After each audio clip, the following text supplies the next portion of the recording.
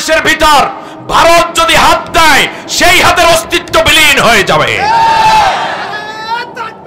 Bangladesh Olya উলিয়ার দেশ, পীর মাশায়েখের বাংলাদেশ, তাবলীগ ওয়ালার বাংলাদেশ। এই বাংলাদেশে আল্লাহর কোরআনের শত শত মর্দে মুজাহিদের লাশ বহন করে। বাংলাদেশ নিয়ে কেউ খেলতে আসলে তার পা ভেঙে যাবে, খেলা শেষ হবে না। নবীজি এজন্য বলেছেন, ইসাবাতানি মিন উম্মতি আহরাজাহুমাল্লাহু মিনান নার, ইসাবাতুন তাকজুল হিন্দা ওয়া ইসাবাতুন তাকুনা মা ঈসা ইবনে মারইয়াম আলাইহিমাস সালাম। কান খাড়া করে শুনুন সুবর্ণের মুসলমানেরা, শুনুন। আল্লাহর নবী বলেছেন, দুই দল উম্মতকে আল্লাহ তাআলা জাহান্নামের আগুন থেকে স্বাধীন করে দিয়েছেন, কোনদিন জাহান্নামের আগুন তাদেরকে স্পর্শ করবে না। এক নম্বর হলো, যারা এই ভারতীয় উপমহাদেশে হিন্দুস্তানে একটা বড় যুদ্ধ হবে, এই যুদ্ধে যেই মুসলমান অংশ নিবে সেই মুসলমানের জন্য আল্লাহ জাহান্নামের আগুন হারাম করে দিয়েছেন। নবী কি কোনোদিন হিন্দুস্তান আসছেন? তাই হিন্দুস্তানের কথা নবী বলে গেলেন কেন? এর মানে এটা আল্লাহ বলে দিয়েছেন এরকম ঘটনা ঘটবে। নবী কোনোদিন হিন্দুস্তান না এসে বলছেন হিন্দুস্তানে যুদ্ধ হবে, ওই যুদ্ধে যারা অংশ নিবে মোমেন ইমানদার তাদের জন্য আল্লাহ জাহান্নামের আগুন হারাম করে দিয়েছেন। আজ নয়তো কাল এই গাজওয়ায়ে হিন্দ হবেই হবে, আপনি ঠেকাইতে পারবেন না, এটা নবীর কথা। অপরদিকে নবী বলেছেন, ঈসা আলাইহিস সালামের সাথে দাজ্জালের বিরুদ্ধে যারা যুদ্ধ করবে ঈসার সাথীদেরকেও আল্লাহ জাহান্নামের আগুন থেকে নিষ্কৃতি দিয়েছেন। আল্লাহর নবী সুসংবাদ দ্বারা আমাদেরকে কি ভয় দেখাইলেন নাকি জান্নাতের সুসংবাদ দিয়ে ধন্য করেছেন? রাইট। হযরতে আবু হুরায়রা রাদিয়াল্লাহু তাআলা এই হাদিস শুনে দাঁড়িয়ে গেলেন, বললেন, ইয়া রাসূলুল্লাহ, আমাকে দোয়া করুন আল্লাহ যেন এই যুদ্ধে অংশগ্রহণ পর্যন্ত আমার হায়াতকে বৃদ্ধি করে দেন। আমি যদি ওই পর্যন্ত বেঁচে থাকি, আমার জান মাল সম্পদ, আমার স্ত্রী, আমার সন্তান সবাইকে নিয়ে এই গাজওয়ায়ে হিন্দে আমি অংশগ্রহণ করব, এবং যদি শহীদ হয়ে যায় তাহলে সরাসরি জান্নাত, আর যদি বেঁচে থাকি বাকি জীবন জান্নাতি মানুষ হিসেবে দুনিয়ায় ভ্রমণ করব, চলবো ফিরবো, মরার সাথে সাথে জান্নাতি। সুবহানাল্লাহ। সেই সুযোগ আসতেছে। আমি মনে করি অলরেডি এই যুদ্ধের ঢামাঢোল শুরু হয়ে গেছে, এবং সেই গাজওয়ায়ে হিন্দের প্রথম শহীদ হলেন আমাদের প্রিয় ভাই, আন্তর্জাতিক ইসলাম বিশ্ববিদ্যালয় চট্টগ্রামের আইন বিভাগের ছাত্র ছিলেন 19তম ব্যাচের অ্যাডভোকেট সাইফুল ইসলাম আলিফ, যাকে ইস্কন নামক সন্ত্রাসী হিন্দু একটি গোষ্ঠী দিনের বেলায় জবেহ দিয়ে যাকে হত্যা করেছে। চট্টগ্রামের মানুষ উলামায়ে কেরাম তার গোসল দেয় নাই, এই রক্তাক্ত অবস্থায় বিনে গোসলে তার খণ্ডিত লাশ কাফনে জড়াইয়া দাফন করে দিয়েছে। এর মানে শহীদ যারা হয় তাদের কাফন দেয়া হয় কিন্তু গোসল করানো হয় না। আমার বিশ্বাস গাজওয়ায়ে হিন্দের প্রথম শহীদ আমাদের সাইফুল ইসলাম আলিফ ভাই।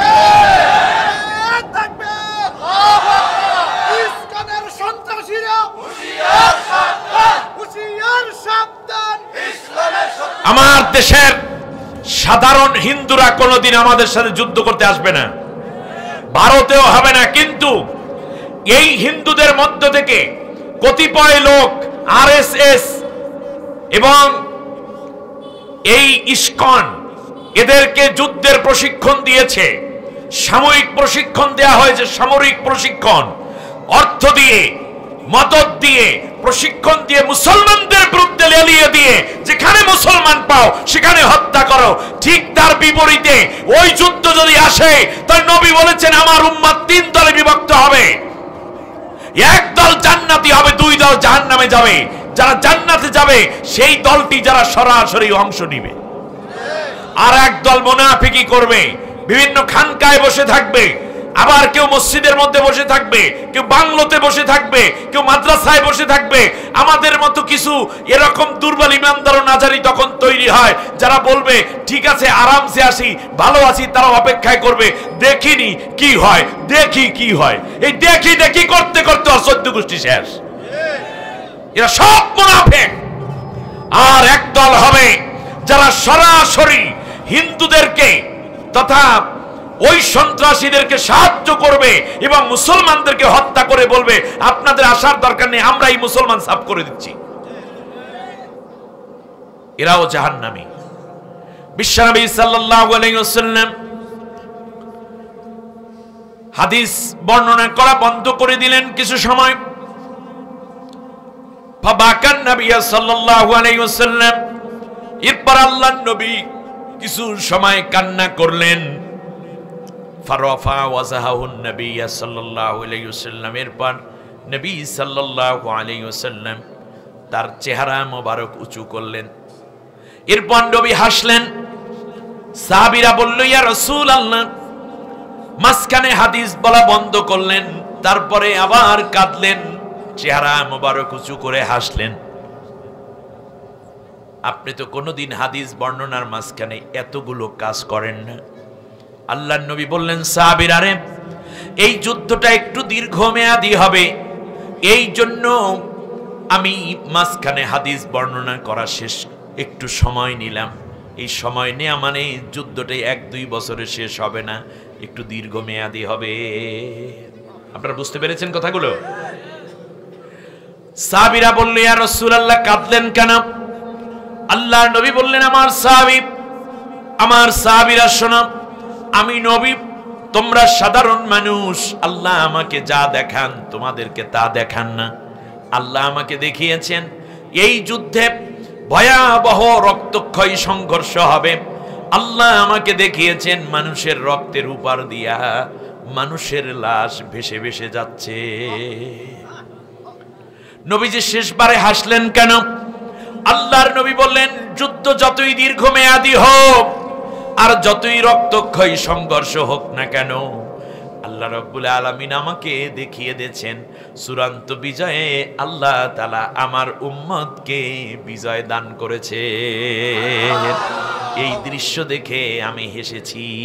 সুবহানাল্লাহ। জানি আমি আপনাদের উদ্দেশ্যে একেবারে সংক্ষেপে কিছু কথা উপস্থাপন করতে চাই, যে কথাগুলো আমাদের জীবনে জানা এবং আমল করা খুবই জরুরি।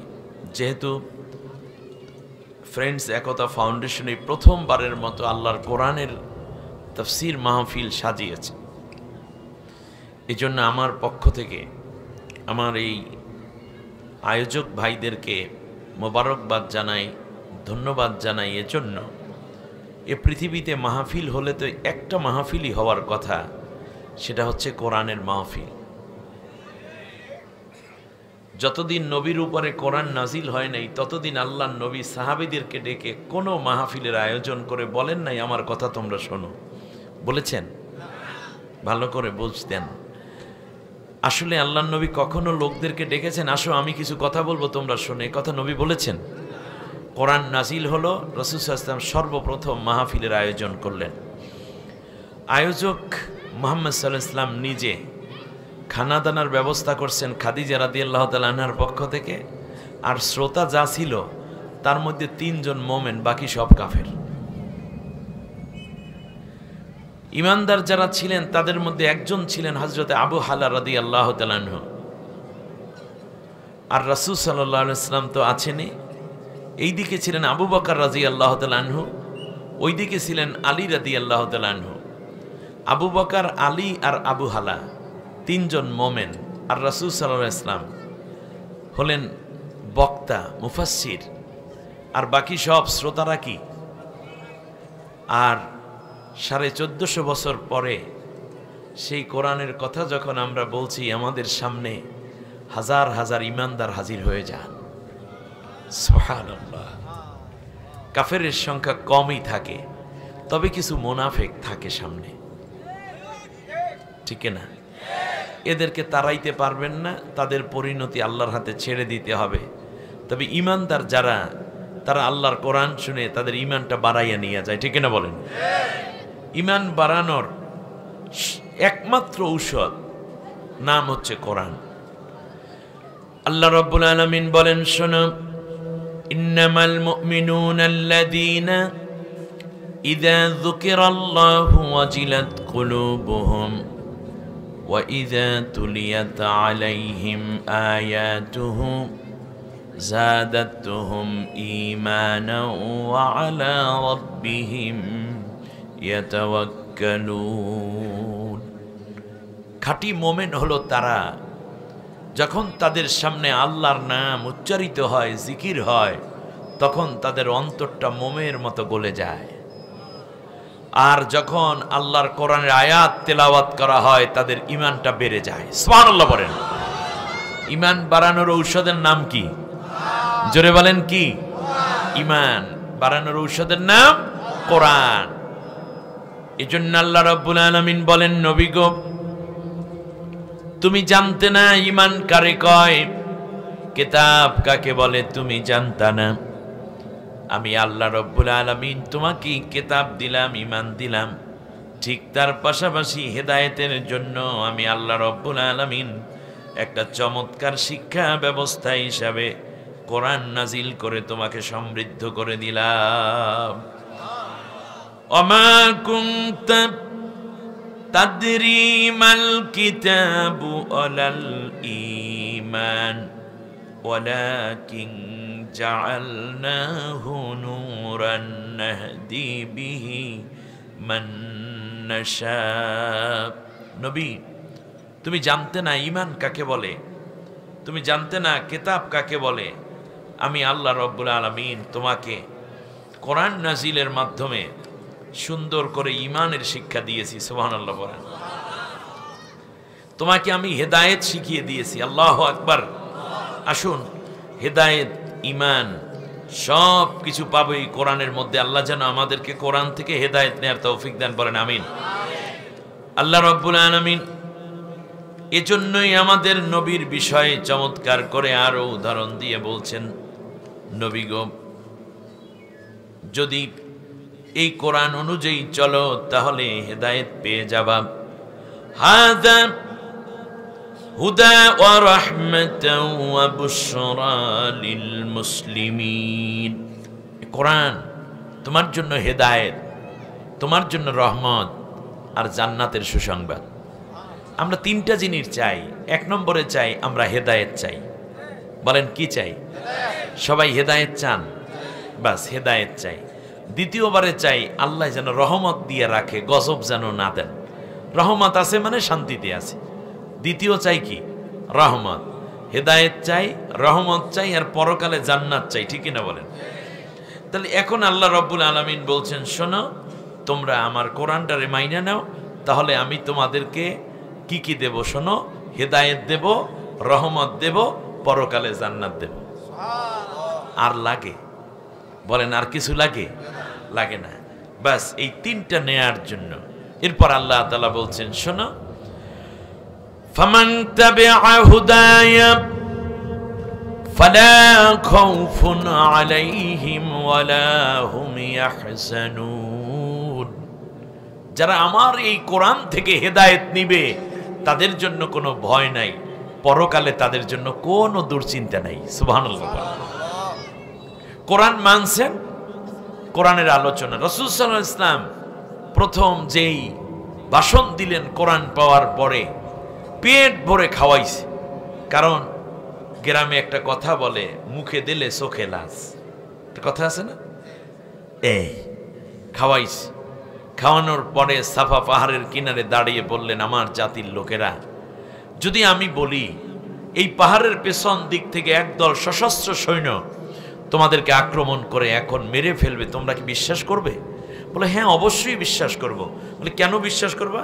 বললো যে, মুহাম্মদ, শিশুবেলা থেকে তোমাকে দেখেছি, কোনো দিন তুমি মিথ্যা কথা বলো নাই, অতএব আজ 40 বছর বয়স তুমি মিথ্যা বলবা, এটা তো বিশ্বাসই করি না, অতএব তোমার কথা পুরোটাই সত্য। রাসূল সাল্লাল্লাহু আলাইহি ওয়াসাল্লাম কালেমার দাওয়াত দিলেন। সাথে সাথে তার কাছে গেল প্রথমে আপেল, বেদানা, আঙ্গুর ফল, আর বোতল ভরা দুধ কিংবা ঘটি ভরা দধি অথবা মিষ্টি খেজুর ইত্যাদি এগুলো গেছে না পাথর গেছে? তাহলে কোরআনের আয়োজনের মধ্যে এইমাত্র খাইয়েও সারতে পারলো না, এরপরও কুলাইতে পারে নাই। সর্বপ্রথম যে পাথরটা মেরেছে সেটা আবার চাচায়, নাম কি? আবু লাহাব। মাশাআল্লাহ, আমি একটু মাঝে মাঝে জিজ্ঞেস করলাম এই জন্য যে ন্যূনতম ধারণা আপনাদের আছে কিনা। আবু লাহাব, আল্লাহ রাব্বুল আলামিন বললেন যে আমার নবীর গায়ে পাথর মারলি, এবং তার আগে একটা গালি দিয়েছে, তাব্বাল্লাকা ইয়া মুহাম্মদ, মুহাম্মদ তুমি ধ্বংস হয়ে যাও।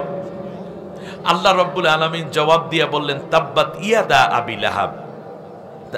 নবীকে বলে তাব্বাল্লাকা মুহাম্মদ, তাব্বা মানে ধ্বংস হোক, তাব্বাল্লাকা ইয়া মুহাম্মদ, মুহাম্মদ তুমি ধ্বংস হও। আর আল্লাহ তাআলা বললেন তাব্বাত ইয়াদা, আবু লাহাব যেইটা দিয়া ধ্বংস কামনা করেছে আল্লাহ তাআলা সেইটা দিয়ে জবাব দিয়েছেন, ঠিক না বলেন? এই জন্য পৃথিবীতে নেককার মানুষকে যারা অন্যায়ভাবে মিথ্যা এবং সাজানো বিভিন্ন নাটকের মাধ্যমে যাদেরকে জেনাকার বলবে, খুনি বলবে, ধর্ষণকারী বলবে, নির্যাতন করবে, অত্যাচার করবে, মিথ্যা অভিযোগ দেবে, আল্লাহ প্রত্যেকটা জবাব ওইভাবেই তাদের ঘাড়ে চাপাই দেবে যারা নির্দোষ মানুষকে অন্যায়ভাবে শাস্তি দিবে। এটা একেবারে প্রথম থেকে শুরু। আপনি নির্দোষ কোন আলেমকে জেনাকার অভিযোগ করবেন, আপনার 14 গোষ্ঠী দিয়ে আল্লাহ জেনা করাইয়া ধর্ষণকারী গোষ্ঠী বানাই বিদায় করে দিবে। আপনি পৃথিবীতে কাউকে চোর বলবেন, নির্দোষ কাউকে চোরি মামলা দিবেন, বিশ্বাস করুন আপনাকে আল্লাহ চোর বানাইবে, আপনার গোষ্ঠী শুদ্ধ চোর বানাইবে। তারপরে চুরি মামলা দিয়ে চোরাহি মাল সহ দেশ থেকে বিদেশে পালাইয়া যেতে বাধ্য করবে। আল্লাহর সিস্টেম, কিচ্ছু করার নাই, কিচ্ছু করার নাই।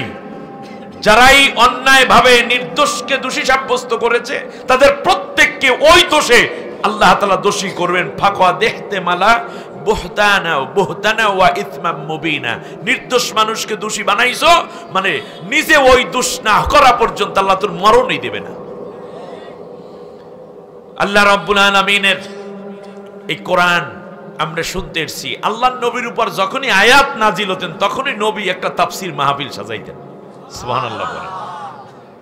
আমরা এখানে ওলামায়ে কেরাম আছেন, যখনই আয়াত নাজিল হতো রাসূল সাল্লাল্লাহু আলাইহি ওয়াসাল্লাম সাহাবীদেরকে ডাকতেন, ঠিক না? জানেন কিনা আপনারা? ডেকে আল্লাহর নবী বলতেন আমার উপর এই আয়াত নাজিল হয়ে গেছে, ওইটাই ছিল মাহফিল। সাহাবীরা জিজ্ঞেস করতেন নবী তাহলে এই আয়াত দ্বারা আল্লাহ কি বুঝাইছেন? তখন নবী আবার ওই আয়াতের ব্যাখ্যা করে দিতেন। তাহলে এই কিতাব হচ্ছে আল্লাহর কিতাব, এই কিতাবের সরকারি ব্যাখ্যা দানকারী হচ্ছেন মুহাম্মদুর রাসূলুল্লাহ সাল্লাল্লাহু আলাইহি ওয়াসাল্লাম। নবীর তাফসীরের পরে যদি আপনার তাফসীর অন্য হয় বা কোন মুফাসসিরের তাফসীর উল্টো হয় তাহলে নবীরটাই চলবে, বাকিটা সব বাদ। আমার কথা আপনাদের বুঝে আসছে? তাহলে আল্লাহ রাব্বুল আলামিন এই কোরআন নাজিল করেছেন বিশ্ববাসীকে হেদায়েত দেওয়ার জন্য। আসুন আজকে আমরা তাফসীর কিভাবে করতে হয় তার একটা ছোট্ট নমুনা আমি উপস্থাপন করি। আসেন আমার সাথে সবাই মিলে একটা সূরা তেলাওয়াত করেন, দেখি পারেন কিনা। বলেন দেখি। আউযু বিল্লাহি মিনাশ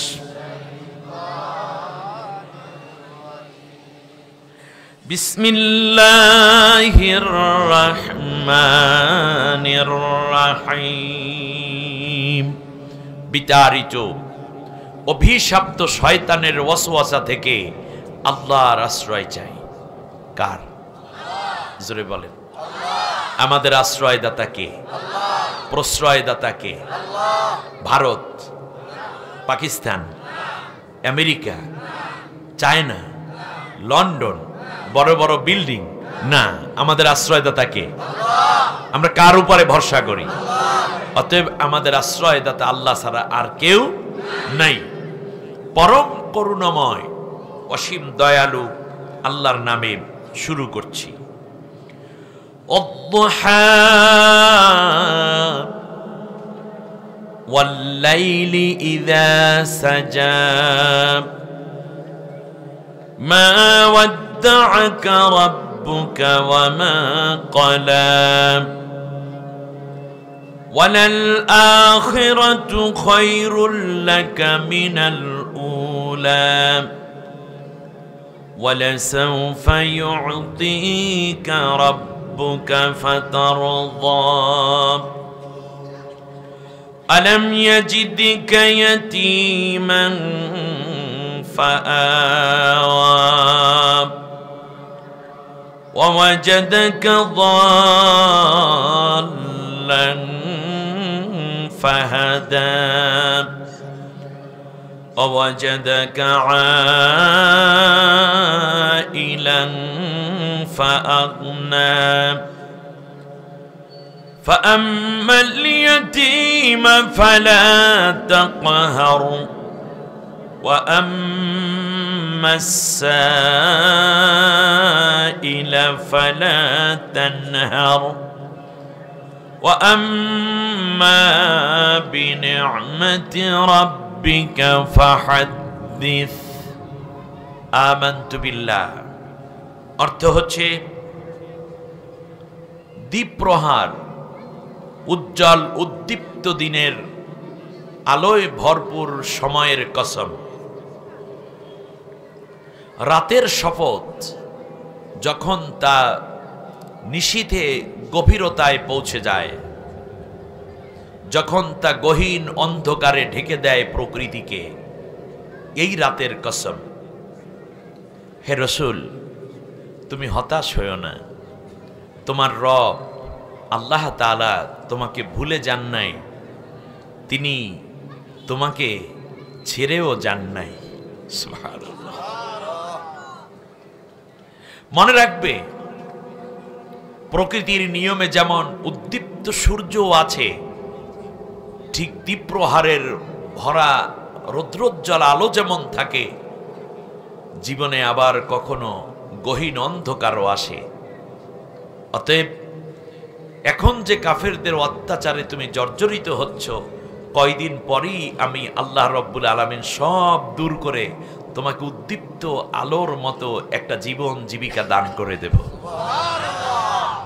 ওয়ালাল আখিরাতু খায়রুল লাকা মিনাল উলা জাগতিক এই সময়ের চেয়ে আখিরাত জীবন উন্নত এই সময়ের চেয়ে পরবর্তী সময় তোমার জন্য কল্যাণ বয়ে আনবে তোমাকে আমি আল্লাহ এত বেশি দেব যা দেখে তুমি আনন্দে আত্মহারা হয়ে খুশি হয়ে যাবে তুমি কি ভুলে গেলে হে রাসূল আমি তোমাকে পেয়েছিলাম ইয়াতীম অবস্থায় তোমার মা মারা গেছে 6 বছর বয়সে 6 মাস বয়স মায়ের গর্ভে তখন তোমার আব্বা ইন্তেকাল হয়েছে তোমাকে আমি পৃথিবীর সবচেয়ে দুর্বল ইয়াতীম অবস্থায় পেয়েছি কিন্তু আমি তো তোমাকে ছেড়ে দেইনি আমি আমার রহমতের কোলে রেখে রেখে তোমাকে বড় করে তুলেছি আলাম ইয়াজিদিকা ইয়াতীমান ফাআওয়া আমি কি দায়িত্ব পালন করিনি তোমাকে আমি পেয়েছিলাম এমন অবস্থায় যখন তুমি হেদায়েতের তালাশি ছিলে হেদায়েত কোনটা সেইটা তুমি খুঁজতেছিলে আমি আল্লাহ তখন কোরআন নাজিল করে তোমাকে হেদায়েতের সুন্দর নির্ভুল পথ নির্দেশিকা তোমার সামনে আমি উপস্থাপন করে সত্য পথের দিশা দান করেছি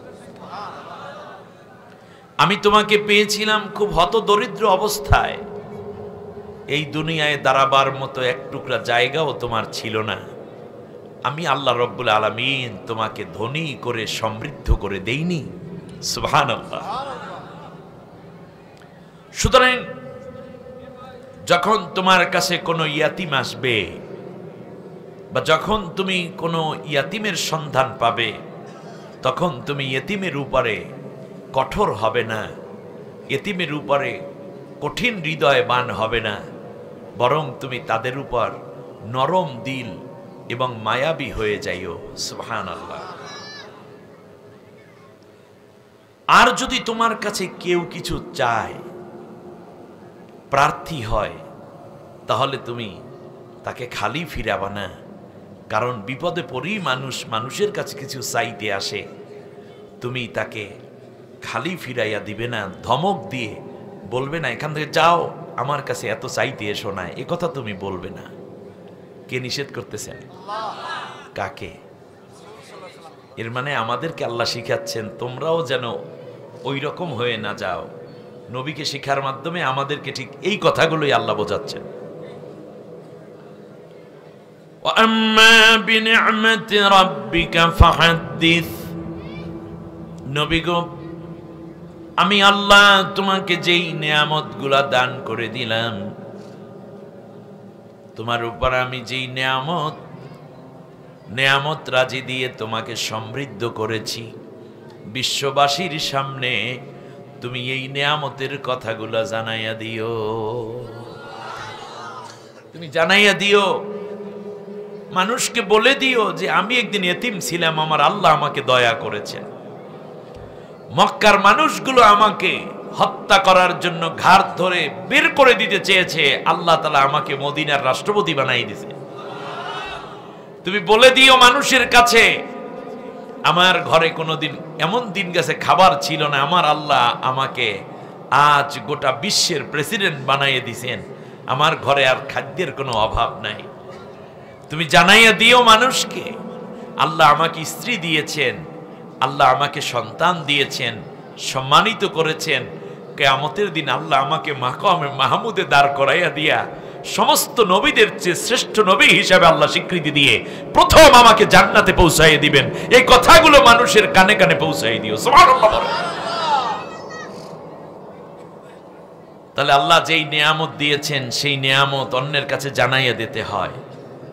জানাইয়া দেওয়ার মধ্যে উপকার হলো তুমি কৃতজ্ঞ হতে পেরেছো, এতে করে অন্যরাও বলবে হ্যাঁ আসলেই তো আল্লাহ তাআলার কথা মানুষকে বলে দেওয়া উচিত। ওয়া আম্মা বিনি'মাতি রাব্বিকা ফাহাদ্দিস। সূরার নাম আপনারা ইতিমধ্যেই জেনেছেন, সূরার নাম সূরা আদ-দোহা। সূরার নাম কি? আদ-দোহা। দোহা শব্দের অর্থ হলো ঠিক দুপুরের সময় যে সূর্যটা, এটাকে আরবিতে কি বলে? দোহা। আরবিতে কি বলে বলেন? দোহা। আল্লাহ রাব্বুল আলামিন সূরা দোহার নামে সূরা নাজিল করলেন। আবার ফজরের ওয়াক্তের নামে আল্লাহ রাব্বুল আলামিন সূরা নাজিল করলেন। ওয়াল ফাজরি ওয়া লায়ালিন আশর ওয়াশ-শাফিঈ ওয়াল ওয়িতর। আল্লাহ রাব্বুল আলামিন বলেন শুধুমাত্র দুপুরের কসম আমি করি না, দুপুরের নামে সূরা নাজিল করি নাই, আমি আল্লাহ ফজরের নামেও সূরা নাজিল করেছি।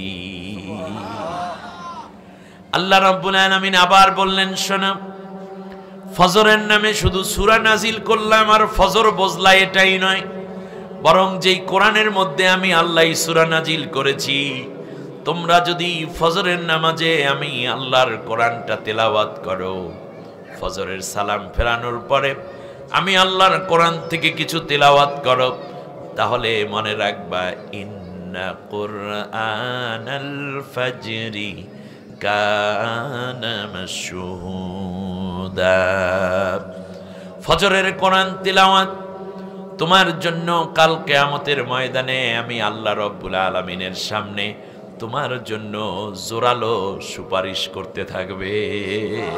ঘরগুলোতে এখন আর ফজরে তেলাওয়াত হয় না। নতুন বউ রাত 12টা 1টা পর্যন্ত ফেসবুক দেখতে দেখতে ফজরে উঠায় আম্মায়, শাশুড়ি, আম্মা আর একটু পরে উঠি, খালি জ্বালায় এইবারতে ফজরে একটু ঘুমাইতেও পারি না। স্বামীর কানে কানে কয় আমার বাবার বাড়ি দিও, মন ভরিয়ে ঘুমাম। অবশ্য আপনাদের সুবর্ণচরের বউরা খুব ভালা, অথচ আজ থেকে নিয়ে 15-20 বছর আগেও এমন কোনো বাড়ি ছিল না, এমন কোনো একটা ঘর ছিল না যেই ঘরের বারান্দা থেকে, ঘরের মধ্য থেকে গুনগুন আওয়াজে নারীদের কণ্ঠে কোরআনের আওয়াজ বের হতো না। প্রত্যেকটা ঘর থেকে আওয়াজ বের হতো। মুরব্বীরা কোরআন তেলাওয়াত করতেন মসজিদের মধ্যে কিংবা দরজায় নামাজের ঘর বানায়া, অথবা বারান্দায়, সামনের বারান্দায় জানালার পাশে বসে বসে কোরআন তেলাওয়াত করতে, ঠিক না? এখন এই আওয়াজ শোনা যায়। ডেকসেট, টেলিভিশন, মোবাইলের আওয়াজ আসে, কোরআনের আওয়াজ আর বের হয় না। অথচ নবীজি বলেছেন আহলুল কোরআনে হুম আহলুল্লাহ, যেই ঘরের মধ্যে কোরআনের তেলাওয়াত হয় ওই ঘরটা কোনো ব্যক্তির ঘর থাকে না, ওটা আল্লাহর ঘর হয়ে যায়। অখাসাতুহু, আর ওই ঘরের মানুষগুলো আল্লাহর খাস বান্দায় পরিণত হয়ে যায়। তাহলে এখন থেকে আমরা আমাদের বাচ্চাদেরকে ফজরে ইংরেজি পড়তে আগে পাঠাবো নাকি কোরআন পড়াটা আগে দেব? এই জন্য এই মাদ্রাসা তৈরি করে, এখানে মাদ্রাসা আছে একটা, এখানে নুরানিতে আগে দিয়ে দিবেন, আপনারাও পড়বেন। প্রথমে আপনি মুরব্বী হয়ে গেছেন, কোরআন পড়তে পারেন না, তাতে কি? নবী তো মুরব্বী বয়সেই কোরআনের সবক দিয়েছেন। আল্লাহ নবীকে যখন কোরআনের সবক দিয়েছেন তখন নবীজির বয়স কত বছর? 40 বছর বয়সে নবী কোরআনের সবক লইছেন। তা আপনার কয় নম্বর মুরব্বী? আপনিও ইমাম সাহেবের কাছে গিয়ে বলবেন আমারও একটু কোরআন শিখাই দেন। তার কারণ কোরআন আপনার পক্ষে কিংবা বিপক্ষে দলিল হবে কিয়ামতের দিন। এই কোরআন, সুবহানাল্লাহ পড়ে, আর কোনো কিতাব না, কেবলমাত্র কোরআনটা। আল কোরআনু হুজ্জাতুল লাকা আও আলাইক, কোরআন তোমার পক্ষে কিংবা বিপক্ষে দলিল হবে। আপনারা আল্লাহর কোরআনকে বিপক্ষে দলিল বানাবেন না পক্ষে দলিল বানাবেন? কে কে আল্লাহর কোরআনকে নিজের পক্ষে দলিল বানাতে চান? দুইটা হাত উঁচু করে আল্লাহকে দেখা।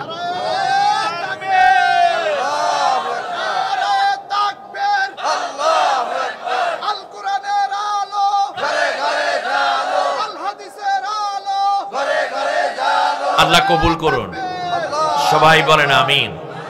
সম্মানিত ভাইরা, একটা ছোট্ট প্রশ্ন করি, পরকালে আপনি যদি কোরআনকে নিজের পক্ষে দলিল বানাতে চান তাহলে কোরআন কি করবে? কোরআন বলে দিয়েছেন, নবী বলেন মান জাআলাহু আমামাহু কাদাহু ইলাল জান্নাহ, তাকে জান্নাতে না নেওয়া পর্যন্ত কোরআন তাকে একা ছেড়ে চলে যাবে না। এর চেয়ে বড় সুসংবাদ আর কি হতে পারে? অতএব কোরআন যেন আমাদের সাথী হয়, বলেন আমিন। কিন্তু কোশ্চেন হলো, পরকালে আপনি যদি কোরআনকে বন্ধু বানাতে চান, পক্ষে দলিল বানাতে চান, দুনিয়ায় থাকতে হবে কোরআনের বিপক্ষে না পক্ষে? হ্যাঁ, সবাই পারবেন পক্ষে থাকতে? তাহলে আমি বলি, আপনারা জবাব দেন। কোরআন আছে যেখানে, হয় নাই, এটা তো আমার কোনো ব্যক্তিগত কথা বলছি না, হৃদয় থেকে স্বীকৃতি দেন, বলেন কোরআন আছে যেখানে, কোরআন নাই যেখানে, কোরআন আছে যেই দলে, কোরআন নাই যে দলে। কোন মোমেন কোরআন যেখানে নাই সেখানে থাকতে পারে না। আমরা কোরআনের সাথে থাকবো, এজন্য জান যাইতে পারে, জীবন যেতে পারে, মান যেতে পারে, অর্থ যেতে পারে, নির্যাতন আসতে পারে, সব মেনে নিতে রাজি, কিন্তু আল্লাহর কোরআন ছেড়ে দিতে আমরা রাজি না। ভারত আমাদেরকে এখন ভয় দেখায়, কোনো কাজ হবে না। ও ভয়কে জয় করি আমরা এ পর্যন্ত এখানে টিকে আছি, ঠিক কিনা বলেন? ফাঁসি দিয়েছ, রিমান্ড দিয়েছ, আয়না ঘরে ঢুকিয়েছ, দেশ থেকে গুম করে শেষ করে দিয়েছ, আমার দেশের সন্তানদেরকে ব্রাশ ফায়ার করে ভারতের সৈন্যরা বাংলাদেশে হত্যা করে গেছে। আমার দেশের যুবকরা পালিয়ে যায় নাই, এখন আর ভয় নেই। আসলে বাংলাদেশের ভিতর ভারত যদি হাত দেয়, সেই হাতের অস্তিত্ব বিলীন হয়ে যাবে। বাংলাদেশ ওলিয়া উলিয়ার দেশ, পীর মাশায়েখের বাংলাদেশ, তাবলীগ ওয়ালার বাংলাদেশ। এই বাংলাদেশে আল্লাহর কোরআনের শত শত মর্দে মুজাহিদের লাশ বহন করে। বাংলাদেশ নিয়ে কেউ খেলতে আসলে তার পা ভেঙে যাবে, খেলা শেষ হবে না। নবীজি এর জন্য বলেছেন, ইসাবাতানি মিন উম্মতি আহরাজাহুমাল্লাহু মিনান নার, ইসাবাতুন তাকজুল হিন্দা ওয়া ইসাবাতুন তাকুনা মা ঈসা ইবনে মারইয়াম আলাইহিমাস সালাম। কান খাড়া করে শুনুন সুবর্ণের মুসলমানেরা, শুনুন, আল্লাহর নবী বলেছেন দুই দল উম্মতকে আল্লাহ তাআলা জাহান্নামের আগুন থেকে স্বাধীন করে দিয়েছেন, কোনদিন জাহান্নামের আগুন তাদেরকে স্পর্শ করবে না। এক নম্বর হলো, যারা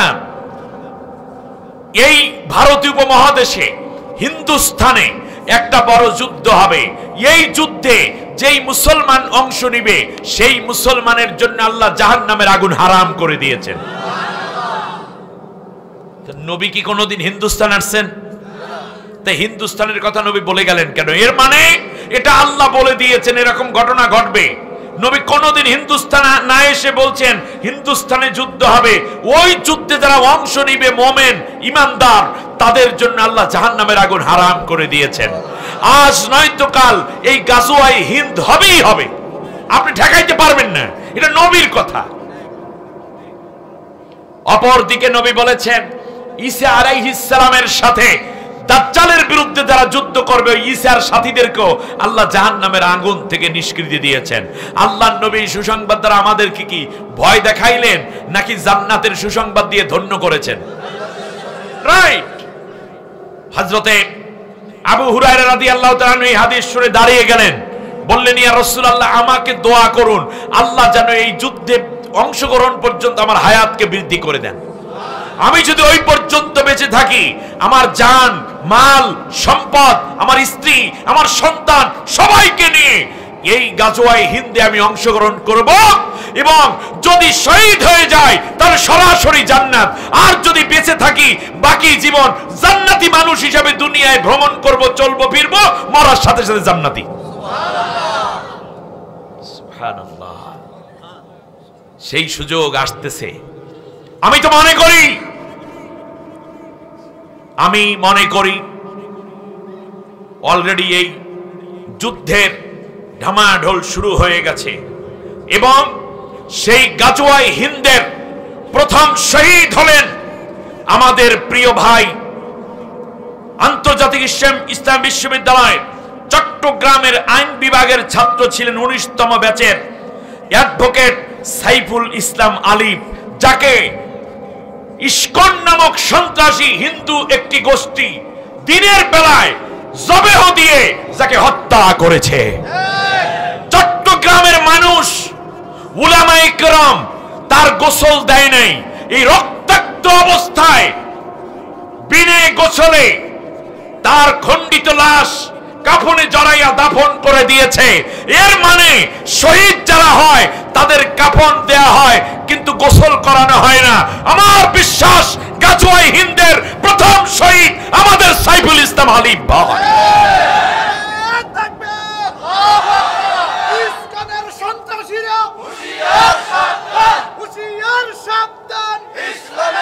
আমার দেশের সাধারণ হিন্দুরা কোনোদিন আমাদের সাথে যুদ্ধ করতে আসবে না, ভারতেও হবে না, কিন্তু এই হিন্দুদের মধ্য থেকে কতিপয় লোক আরএসএস এবং এই ইসকন এদেরকে যুদ্ধের প্রশিক্ষণ দিয়েছে, সাময়িক প্রশিক্ষণ দেয়া হয়েছে, সামরিক প্রশিক্ষণ, অর্থ দিয়ে মদত দিয়ে প্রশিক্ষণ দিয়ে মুসলমানদের বিরুদ্ধে লেলিয়ে দিয়ে যেখানে মুসলমান পাও সেখানে হত্যা করো। ঠিক তার বিপরীতে ওই যুদ্ধ যদি আসে তার নবী বলেছেন আমার উম্মত 3 দলে বিভক্ত হবে, এক দল জান্নাতি হবে, 2 দল জাহান্নামে যাবে। যারা জান্নাতে যাবে সেই দলটি যারা সরাসরি অংশ নিবে, আর এক দল মুনাফিকি করবে, বিভিন্ন খানকায় বসে থাকবে, আবার কেউ মসজিদের মধ্যে বসে থাকবে, কেউ বাংলোতে বসে থাকবে, কেউ মাদ্রাসায় বসে থাকবে। আমাদের মতো কিছু এরকম দুর্বল ইমানদার ও নাজারি তখন তৈরি হয় যারা বলবে ঠিক আছে আরামসে আসি, ভালো আছি, তারা অপেক্ষায় করবে দেখিনি কি হয়, দেখি কি হয়। এই দেখি দেখি করতে করতে 14 গোষ্ঠী শেষ। এরা সব মুনাফিক। আর একদল হবে যারা সরাসরি হিন্দুদেরকে তথা ওই সন্ত্রাসীদেরকে সাহায্য করবে এবং মুসলমানদেরকে হত্যা করে বলবে আপনাদের আসার দরকার নেই, আমরা এই মুসলমান সাফ করে দিচ্ছি। এরাও জাহান্নামী। বিশ্বনবী সাল্লাল্লাহু আলাইহি ওয়াসাল্লাম হাদিস বর্ণনা করা বন্ধ করে দিলেন কিছু সময়। ফাবাকান নবী সাল্লাল্লাহু আলাইহি ওয়াসাল্লাম, এরপর আল্লাহর নবী কিছু সময় কান্না করলেন। ফারাফা ওয়াজহাহুন নবী সাল্লাল্লাহু আলাইহি ওয়াসাল্লাম, এরপর নবী সাল্লাল্লাহু আলাইহি ওয়াসাল্লাম তার চেহারা মোবারক উঁচু করলেন। এরপর নবী হাসলেন। সাহাবীরা বলল ইয়া রাসূলুল্লাহ, মাঝখানে হাদিস বলা বন্ধ করলেন, তারপরে আবার কাঁদলেন, চেহারা মোবারক উঁচু করে হাসলেন। আপনি তো কোনোদিন হাদিস বর্ণনার মাঝখানে এতগুলো কাজ করেন না। আল্লাহর নবী বললেন সাহাবীরা রে, এই যুদ্ধটা একটু দীর্ঘমেয়াদী হবে, এই জন্য আমি মাঝখানে হাদিস বর্ণনা করা শেষ একটু সময় নিলাম। এই সময় নেওয়া মানে যুদ্ধটাই 1-2 বছরে শেষ হবে না, একটু দীর্ঘমেয়াদী হবে। আপনারা বুঝতে পেরেছেন কথাগুলো? সাহাবীরা বলল, ইয়া রাসূলুল্লাহ, কাঁদলেন কেন? আল্লাহর নবী বললেন, আমার সাহাবীরা শোনো, আমি নবী, তোমরা সাধারণ মানুষ। আল্লাহ আমাকে যা দেখান তোমাদেরকে তা দেখান না। আল্লাহ আমাকে দেখিয়েছেন এই যুদ্ধে ভয়াবহ রক্তক্ষয়ী সংঘর্ষ হবে। আল্লাহ আমাকে দেখিয়েছেন মানুষের রক্তের উপর দিয়া মানুষের লাশ ভেসে ভেসে যাচ্ছে। নবীজি শেষবারে হাসলেন কেন? আল্লাহর নবী বললেন, যুদ্ধ যতই দীর্ঘমেয়াদী হোক আর যতই রক্তক্ষয়ী সংঘর্ষ হোক না কেন, আল্লাহ রাব্বুল আলামিন আমাকে দেখিয়ে দিয়েছেন চূড়ান্ত বিজয়ে আল্লাহ তাআলা আমার উম্মতকে বিজয় দান করেছে। এই দৃশ্য দেখে আমি হেসেছি। সুবহানাল্লাহ। আল্লাহ রাব্বুল আলামিন বললেন, শোনো, অদ্দুহা, শুধু তাই নয়, ফজরের তিলাওয়াতের পরে ফজরের নামে আল্লাহ নাজিল করলেন, আবার রাতের নামেও আল্লাহ তাআলা সূরা নাজিল করেছেন, কি করেন নাই? আসরের টাইমের নামে আল্লাহ সূরা নাজিল করেছেন, কি করেন নাই? রাতের নামে সূরা লাইল, আসর ওয়াক্তের নামে আল্লাহ রাব্বুল আলামিন সূরা নাজিল করে বুঝাইয়া দিলেন আসর একটা গুরুত্বপূর্ণ ওয়াক্ত। জুমার নামাজের দিনে জুমার নামাজে কেন্দ্র করে আল্লাহ সূরা নাজিল করলেন সূরাতুল জুমা। এমনি করে করে প্রত্যেকটা জায়গায় আল্লাহ কথা বলেছেন। এই জায়গায় মধ্যম প্রহর, একেবারে চকচকে দিন, ঝলমলে রোদ উজ্জ্বল দিবস, আল্লাহ তাআলা বলেন, অদ্দুহা, নবী গো, মধ্য দিনের আলো, এটার কসম আমি আল্লাহ তাআলা করছি। ওয়াল্লাইলি ইযা সাজা, রাতের কসম করি যখন সেটা অন্ধকারে পুরো ছেয়ে যায়। তার কারণ হচ্ছে এই যে জীবন চলার পথে কখনো তোমার আসবে সুখের কোমল বিছানা, ফুল শয্যা, কখনো তোমাকে আনন্দে উদ্বেলিত করবে, আনন্দে তোমাকে উৎসাহিত করবে, আনন্দে তোমাকে সমৃদ্ধ করে দিবে, আনন্দে তোমাকে পুলকিত করবে। কিন্তু মনে রাখবা, এই পৃথিবীর কোনো মানুষের জীবনটাই শুধু আনন্দে যায় না, কখনো কখনো তারপরে গহীন অন্ধকার নেমে আসে, ঠিক না? আপনি একটু চিন্তা করেন তো দেখি, একটানা 15টা বছর ক্ষমতায়, হ্যাঁ, কি সুন্দর সাজানো বিছানা। আমি উদাহরণটা দিচ্ছি বোঝার জন্য। কত হাজার মানুষ সিরিয়াল দেয় আপার সাথে দেখা করার জন্য, আপনাদের এলাকার এমপির সাথে দেখা করার জন্য কত মানুষ আবেগ নিয়ে বসে থাকতো। সময় নাই, টাইম নাই, বেল নাই, পরে আসেন, এত কথা কন কে? ওরে বাবা, এখন কই কই যে গেছে তাও তো জানেন না। ওনার বউ জানে কিনা একটু খবর নিয়েন। এটাই হচ্ছে জীবন। বেড অফ রোজ, এটা সারা জীবনের জন্য আসে না, ফুলসজ্জা সারা জীবন থাকে না। নবাব সিরাজ দৌলার মতো মানুষের জীবনও তো কষ্ট আছে, তাকে তো হত্যাই করা হয়েছে। শুধু তাই না, আমার আপনার জীবনেও সব সময়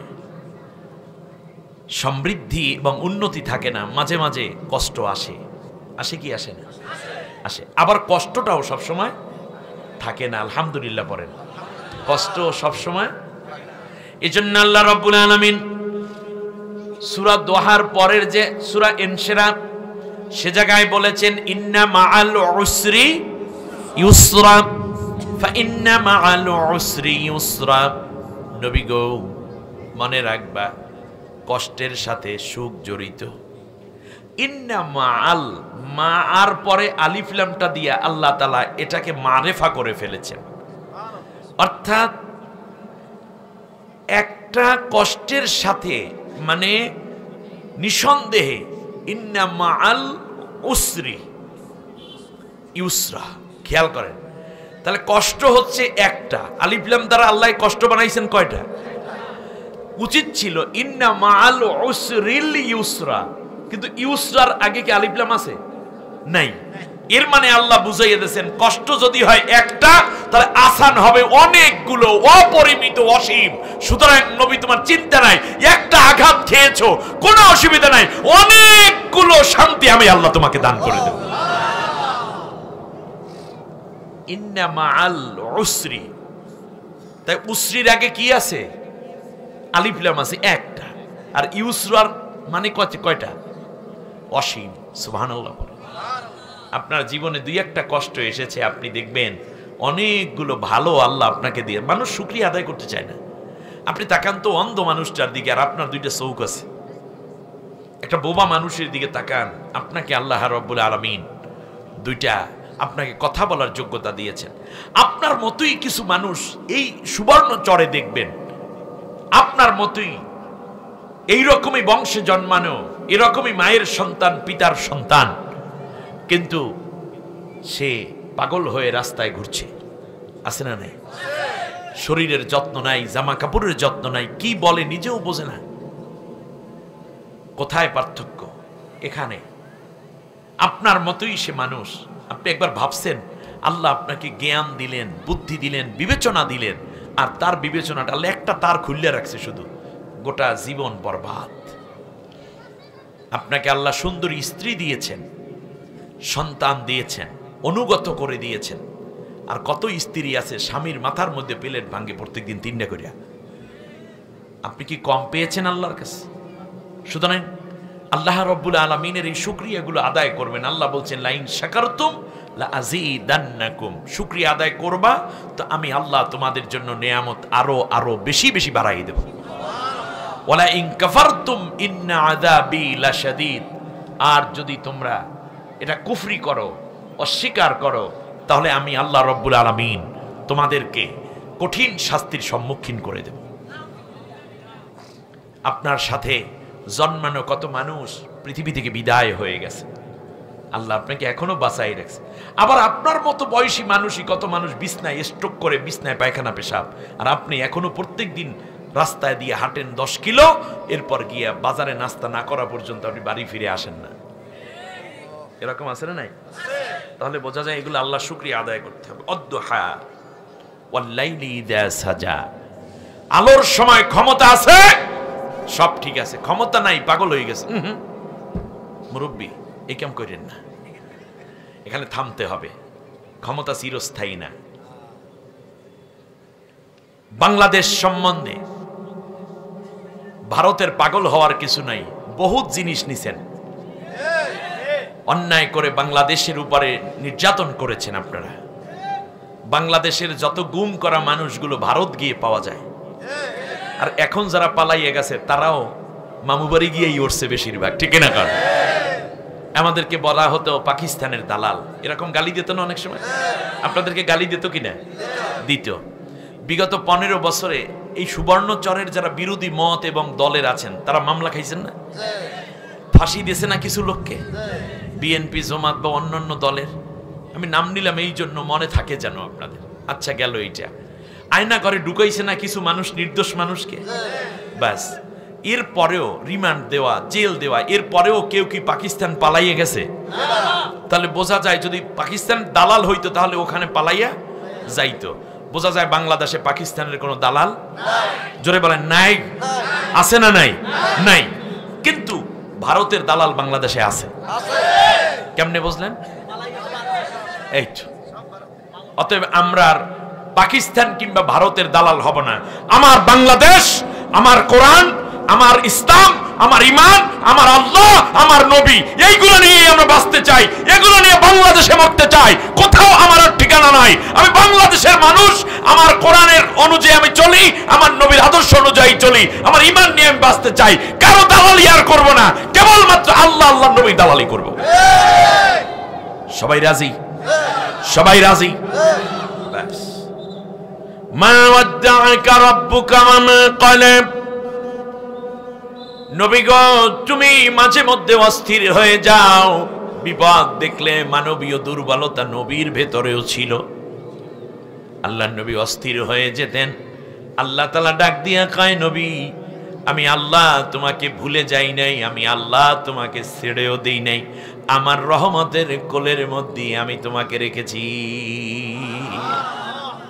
মাতা নসরুল্লাহ, কখন আসবে আল্লাহর সাহায্য। অস্থির হয়ে যেত আবু হালা রাদিয়াল্লাহু তাআলা আনহুকে। সেই সাফা পাহাড়ের কিনারেই পাথর মেরে মেরে নবীর গায়ে যখন পাথর চাচাই উদ্বোধন করে দিয়েছে, আর অন্যরা মারা তো ইজি, ঠিক না? সবাই মারতেছে। নবীকে সেভ করার জন্য আবু হালা রাদিয়াল্লাহু তাআলা আনহু নবীর সামনে দাঁড়িয়ে দুইটা হাত উঁচু করলেন। নবীর গায়ে পাথর পড়তে দেয় না। মাত্র একদিন আগে ইসলাম গ্রহণ করেছে, সুবহানাল্লাহ। এমন সময় কিছু পাথর এসে আবু হালার মাথার মধ্যে, কপালের মধ্যে, ঘাড়ের মধ্যে, বুকের মধ্যে পড়েছে। পরবর্তীতে কিছু লোক বলল, এই মুহাম্মদকে আর মারিস না, কিন্তু ততক্ষণে আবু হালা প্রায় শেষ, পড়ে গেছে। আবু বকর রাদিয়াল্লাহু তাআলা আনহু, আলী রাদিয়াল্লাহু তাআলা আনহু, আরো কিছু কাফেরেরা ধরে বাইতুল্লাহর কাবা ঘরের দরজা বরাবরে নিয়ে শোয়াইয়ে দিল। নবীজিও প্রথম আঘাতে কষ্ট পেয়েছেন। নবীজি সাল্লাল্লাহু আলাইহি ওয়াসাল্লাম আবু হালাকে দেখতে গেলেন। আবু হালা নবীজিকে হাত দিয়ে এভাবে ডাকতেছেন, মুখের আওয়াজ ফুরিয়ে গেছে। আল্লাহর নবী আবু হালার পাশেই বসলেন। আবু হালা রাদিয়াল্লাহু তাআলা আনহুর নাক দিয়ে রক্ত ঝরছে, কান ফেটে রক্ত ঝরছে, বুকের মধ্যে প্রচন্ড ব্যথা, শ্বাসকষ্টে আবু হালা ছটফট করছে। আল্লাহর নবীর কান মোবারক তার মুখের কাছে লাগে, চোখের পানি ছেড়ে দিয়ে আবু হালা ফিসফিস করে বলছে, ইয়া রাসূলুল্লাহ, সারা জীবন মূর্তি পূজা করেছিলাম, মদ পান করেছিলাম, সারা জীবনে ইসলাম বলতে কিছু বুঝি নাই। আপনার কাছ থেকে ইসলাম প্রথমে শিখলাম, কালেমার দাওয়াত পেয়ে গত রাত্রি ইসলাম গ্রহণ করেছি। মনে বড় ইচ্ছে ছিল সারা জীবন আপনার খেদমত করে নিজের কলিজা শীতল করব, কিন্তু আমার মনে হচ্ছে আমি কিছুক্ষণের মধ্যেই দুনিয়া থেকে বিদায় হয়ে যাব। তার কারণ আমার নাকের মধ্যে আমি এখন জান্নাতের সুঘ্রাণ পেতেছি। আল্লাহর নবী আবু হালার মুখ থেকে, নাক থেকে বের হওয়া রক্তগুলো মুছে ফেললেন, দুই হাতের মধ্যে লাগিয়ে আল্লাহর কাছে বাইতুল্লাহর সামনে দাঁড়াইয়া হাত উঁচু করে বললেন, আল্লাহ, আবু হালাকে তুমি আমার কবরে জান্নাতের সাথী বানাইয়া দিও। আবু হালা রাদিয়াল্লাহু তাআলা আনহু এবার আল্লাহর নবী কি ফিসফিস করে বলছি, ইয়া রাসূলুল্লাহ, জান্নাতের মধ্যে আপনার কত খাদেম হবে, আপনার কত হুর গেলেমান থাকবে, জান্নাতি সাধারণ মানুষের জন্য কত আয়োজন থাকবে। আপনি বলেছেন আমি জান্নাত চাই না, আপনি বলেছেন আমাকে আল্লাহ যেন জান্নাতি বানাইয়া দেন। আমি জান্নাত চাই না, বরং আমি যা চাই তা হলো নবী, আপনি যেই জান্নাতে যাবেন সেই জান্নাতি যত খাদেম হবে, আল্লাহ রাব্বুল আলামিন যেন আমাকে ওই খাদেম হওয়ার মতো সৌভাগ্য দান করেন। আমি আপনার অনন্তকালের খাদেম হয়ে আপনার পাশে থেকে যেতে চাই। আল্লাহর নবী বললেন, আবু হালানি, তোমার জন্য আল্লাহর কাছে দোয়া করেছি, আর আল্লাহ দোয়াও কবুল করেছেন। আমার জান্নাত আর তোমার জান্নাত খুব কাছাকাছি হয়ে যাবে। আমার স্ত্রীর জান্নাত আমার কাছে হবে না, আবু বকরের জান্নাত আর আমার জান্নাত পাশাপাশি হবে না। কিন্তু আল্লাহ বলে দিয়েছেন, প্রথম শহীদ তুমি, প্রথম শাহাদাতের নজরানা তুমি পেশ করেছো আবু হালা। আল্লাহ খুশি হয়ে বলেছেন, তোমার জান্নাত আর আমার জান্নাতের মাঝখানে নূরের একটা পর্দা থাকবে, যখনই চাইবে তখন দৌড় দিয়ে তুমি আমার সাথে দেখা করার সুযোগ পেয়ে যাবা। আল্লাহ রাব্বুল আলামিন বললেন, নবী, আমি তোমাকে ভুলে যাই নাই, তুমি অস্থির হয় না। ওয়ালাল আখিরাতু খায়রুল লাকা মিনাল উলা, আজকের যেই অবস্থাটা আছে এর চেয়ে পরবর্তী অবস্থা তোমার জন্য ভালো। দুনিয়ার অবস্থার চেয়ে আখিরাতের অবস্থাটা আমি আল্লাহ রাব্বুল আলামিন তোমার জন্য কল্যাণময় করে রেখেছি। দুনিয়ার জীবনে তুমি কি পাইলা আর না পাইলাই হিসাব করে লাভ নাই। একজন মুমিনের মূল হিসাব হলো অনন্ত জান্নাত, অনন্তকাল সে জান্নাতে থাকবে কিনা এটাই হলো তার সবচেয়ে বড় ডিমান্ড। সুতরাং নবী গো, কি পাইলে আর কি না পাইলে ওই হিসাব করতে তুমি যেও না। আমি আল্লাহ কনফার্মেশন দিয়ে দিলাম, পরকালটা আমি আল্লাহ তোমার জন্য অনেক সমৃদ্ধ এবং শ্রেষ্ঠ করে রেখেছি। জান্নাত যদি চাই, জান্নাত যদি পাই, দুনিয়ার জীবন তো দুনিয়াই পড়ে থাকবে, ঠিক না বলেন? আজ না হয় কাল তুমি যাইবা কবরে, যাবার সময় দেখবে যে গো তোমার সবই রইল পরে, যাবার সময় দেখবে যে গো, ঠিক না? ঘর করলা বাড়ি করলা চলো গাড়ি করে, আজরাইল তোমার সামনে খাড়া গো নিবে কলিজাটা ছিঁড়ে, আজরাইল তোমার সামনে খাড়া গো, ঠিক না? ছেলে মেয়ে বলবে বাবা কিভাবে যাও চলে, আব্বু বলে ডাকবো কারে গো বাবা, এ ভব সংসারে বাবা বলে ডাকবো কারে গো। জীবন তো ফুরিয়ে যাচ্ছে, আমাদের আখেরাতের সওদাটাকে ভালো করে, আখেরাত যেন নষ্ট না হয়। দুনিয়ায় অনেক নষ্ট হলে পূরণ করা সম্ভব, না হয় নাই পূরণ হলো, কিন্তু দুনিয়ার কারণে আখেরাত নষ্ট করা কোনো বুদ্ধিমানের কাজ নয়। সেজন্য আল্লাহ যা বলেছেন তা মেনে নেব, আল্লাহর আইন মানব, আল্লাহর কোরআনের পথে চলবো, আল্লাহর কোরআনে যা নিষেধ করেছেন তা বাদ দিয়ে দেব, আল্লাহ যেইভাবে বলেছেন সেইভাবে করব, নবী যেভাবে করেছেন ওই কাজগুলো করব, আর আল্লাহ যা নিষেধ করেছেন তা বাদ দেব, তাতে আমার ক্ষতি হয় হোক। যদি এই সিদ্ধান্ত নিতে পারেন তাহলে আপনি জান্নাতি। আল্লাহ আমাদের কবুল করুন। ওয়ালা সাউফা ইউতিকা রাব্বুকা ফাতারদা, অচিরেই নবী আমি আপনাকে এত বেশি দান করব, আপনি খুশি হয়ে যাবেন। অতএব বান্দাকে খুশি করতে চান কে? আল্লাহ। আর বান্দাকে খুশি করতে পারেন কে? আল্লাহ। আপনি আজকে যেই জিনিসে খুশি, যুবক ভাইদেরকে বলি, বিবাহ করো নাই এখনো, তুমি মনে করেছো বাড়ির ধারের জরিনে এইটার চাইতে ভালো আর কেউ কোনো জুটি হয় না, তার পিছনে পিছনে তোমার পড়ালেখা শেষ, তার পেছনে পেছনে তোমার অর্থ ব্যবস্থা শেষ, তার পেছনে ঘুরতে ঘুরতে তোমার পরীক্ষায় গোল আন্ডা পাওয়া শুরু করে দিছো, তুমি মনে হয় যেন উদ্ভ্রান্তের মতো ঘোরা শুরু করে দিছো। একদিন না হয় বিয়ে হলো, 10-12 মাস যাইতে না যাইতে তুমি আর জরিনারে ভালো লাগে না, আর জরিনায়ও গান গায়, আগে জানলে তোর ভাঙ্গা নৌকায় চড়তাম না। তুমি যদি আল্লাহর উপর তাওয়াক্কুল করতে, তাহলে আল্লাহ রাব্বুল আলামিন তোমাকে দিতেন এমন এক কন্যা, এমন একটা জুটি তোমাকে দিয়ে দিতেন। এই পৃথিবীতে কোনো ব্যক্তির এমন এক কন্যাকে তোমার স্ত্রী বানিয়ে দিতেন, যার মাধ্যমে দেখতে তোমার সত্যি শান্তি হতো। আল্লাহ রাব্বুল আলামিন বলেন, নবী গো, সাময়িক দেখার মধ্যে তুমি অস্থির হয়েও না, আবার আবেগ আপ্লুত হয় না, আমি আল্লাহ নিজেই তোমাকে এত বেশি করে দেব, তুমি খুশি হয়ে যাবা। আবার এই সুমি বেগমরাও চিন্তা করে, ও ওর সাথে বিয়া হইলেই আমার শান্তি। বাবাই কয় না, ওখানে বিয়া করাবো না, বিয়া দেব না, অমুক জায়গায় ওই ছেলের কাছে তোরে দিব না, কয় আব্বা আর না হইলে আমি কলা গাছের লগে গলায় ধরি দেব। বাবা চিন্তা করলেন কি করা যায়, কয় না কোনো দিনও হবে না। শেষ পর্যন্ত বাবারে ফাঁকি দিয়া ঘর সাইরা চইলা গেছো। 3 দিন পরে মায়ের শুরু, পরের দিন শেষকালে গলায় রশি বইরা চিত পড়ান, ঠিক কিনা?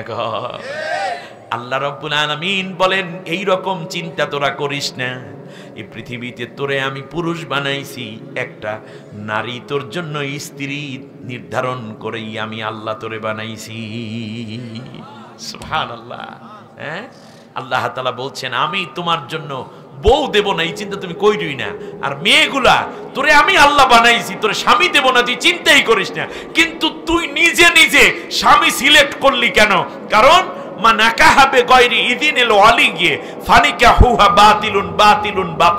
নবী বলেন, যদি কোনো মেয়ে বিয়ে বসলো, তার অভিভাবক অর্থাৎ অভিভাবককে, বাবা থাকলে বাবা, বাবা না থাকলে বড় ভাই, বড় ভাই না থাকলে চাচা আছে, মামা আছে, এরাই তো অভিভাবক হয়, ঠিক না? অভিভাবকের অনুমতি ছাড়া যদি কোনো মেয়ে বিয়ে বসতে যায়, নবী বলেন ওই বিয়ে বাতিল বাতিল বাতিল। আর ছেলে, তুমি প্রতিষ্ঠিত হওয়া দরকার। বিয়ে করবে, আগে বুম ভাং ফুম ফাং করো কেন? প্রতিষ্ঠিত হও, দেখবে কত মেয়ে তোমার পিছনে দৌড়ায়। তুমি যারা বিয়ে করতে চাইছো, আর তোমার বিয়ে যখন তুমি করবা, দেখবে ততক্ষণে নানি হয়ে গেছে। আর মাঝখানে তোমার পড়ালেখায় লালবাত্তি, গার্মেন্টসে চাকরি করো, টিফিন ক্যারিয়ার লই দৌড়াও, অথবা জাল ধরতে সাগরে চল্লা যার মায় বুকটা ভরিয়া কান্দো, আল্লাহ আমার বাচ্চারা তুমি ভালো রেখো। দরকার আছে পড়ালেখা করো, আত্মপ্রতিষ্ঠিত হও। ওয়ালাল আখিরাতু খায়রুল লাকা মিনাল উলা। দুনিয়ার জীবনের চাইতে আমরা আখিরাতকে প্রাধান্য দিব। আলাম ইয়াজিদিকা ইয়াতীমান ফাআওয়া। নবী, তোমার আমি ইতিম পেয়েছি। সুবহানাল্লাহ। আহারে, নবীজি বলেন ইতিমের মাথায় যারা হাত বুলাইবে, প্রত্যেকটা চুলের বিনিময়ে একটা করে নেকিতের আমলনামায় লেখা হবে। নবীজি বলেন, তোমরা নিজের সন্তানকে কোলে নিও না যদি ইতিম উপস্থিত থাকে। নিজের সন্তানটা আদর করো না, এটাকে নামাইয়া রাইখা এতিমটারে কোলের মধ্যে উঠাইয়া লইও, তাতে আল্লাহ খুশি হবেন, তোমার সন্তানও আরো বেশি মেধাবী হয়ে উঠবে।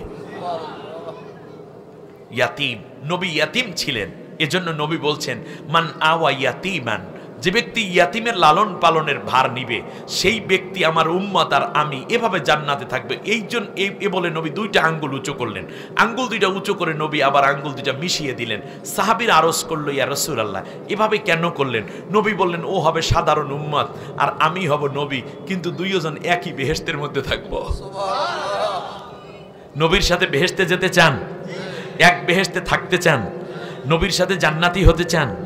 তাহলে অবশ্যই আপনাকে ইয়াতিমকে লালন পালন করতে হবে। আপনারা এই মাদ্রাসার এতিমখানা আছে না? এতিমখানা আছে, আমাকে এই ব্যাপারেই বলা হয়েছে।